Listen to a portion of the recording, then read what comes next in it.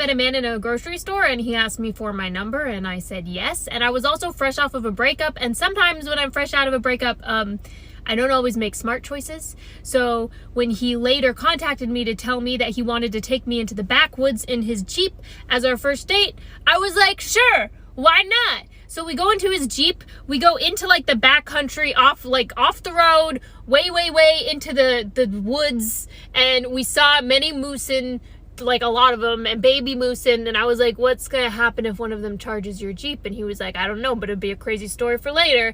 And then the night fell, we're in the woods, I have no cell reception. He like drives up to this lookout point and he had a jammock, which is like a hammock that you put on top of your Jeep. So we both climbed into the jammock on top of the Jeep and we're on the jammock and we're looking at the stars. And he turns to me and he was like, hey, you just met me like last week at the grocery store. And I said, yeah. And he said, and then I asked you to go into the woods on our first date with me alone and there's no cell reception. And I said, yeah. And he's like, aren't you worried that I'm gonna kill you or something? And I was like, well, I am now. Totally ruined the vibe for the rest of the day. Let me tell you, why would you say that? What? This was my most toxic friendship ever.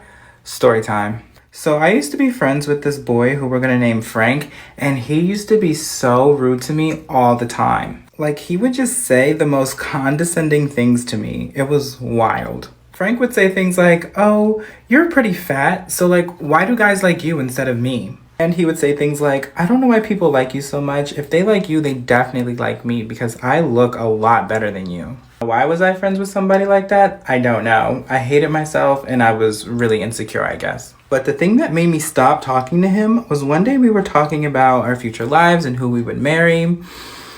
And he gonna say he don't care who he ended up with as long as they weren't black because they're ugly and they smell bad. Also, he said he didn't want black kids because they're the ugliest.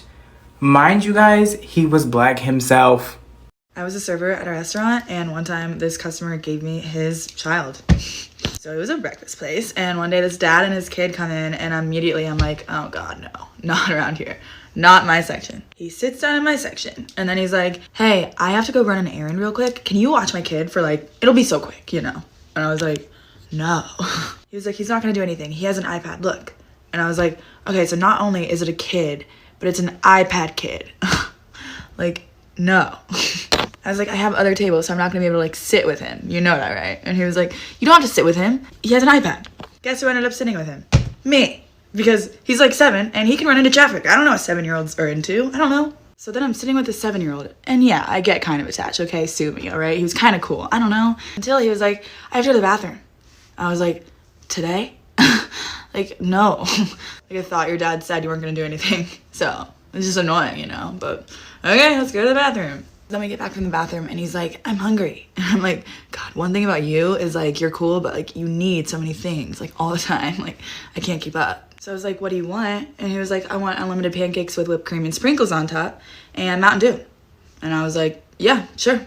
Because I hate your dad and I'm always down to make his day a little bit worse. So yeah, I won't even lie. I was giving that kid some refills because his dad left him in this Bob Evans here with me, you know? So that's just a recipe for trauma. But then he gets the zoomies and he's running around this Bob Evans right now. I'm like, okay, chill. Like, let's channel this energy into something important. Like cleaning my tables for me, you know? And he was honestly really good at it. So that's when I was like, you know what? In about 11 years, you come back here, you have yourself a job, okay? And then his dad came back. I was like, I don't want to give him back to you, but I guess he's like your biological kid or whatever. But I was like, look at me. You better tip me right now, okay? Because do you know what I just went through with your son? Anyways, yeah, that was the time I almost stole a kid. So yeah.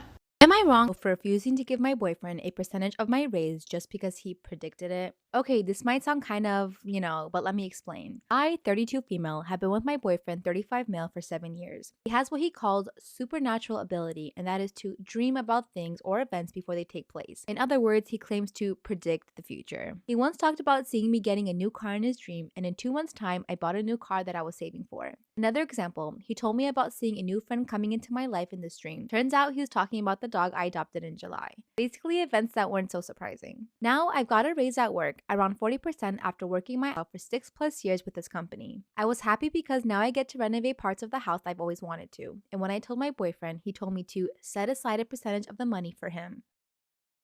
I was so confused and I asked why, and he said it was because he already dreamed about me getting a raise and predicted this event before it happened. I said, I don't know, since I don't recall he ever told me. He got upset and said that the reason he didn't tell me was because how I kept making fun of his abilities and that I could go ask his friends and they'll confirm that he did in fact see this coming. I said I was sorry, but this seemed illogical and unreasonable of him. I refused to give him any money and he flipped out and called me ungrateful and claimed that I was turning my back on the people who helped me in a way to get this raise. I'm just like trying to understand, like, let's say you did predict it. I don't understand why you need any of her money. That makes absolutely no sense. It's not like she won the lottery and you predicted the lottery numbers. It's her job, okay? Like, why? I don't understand.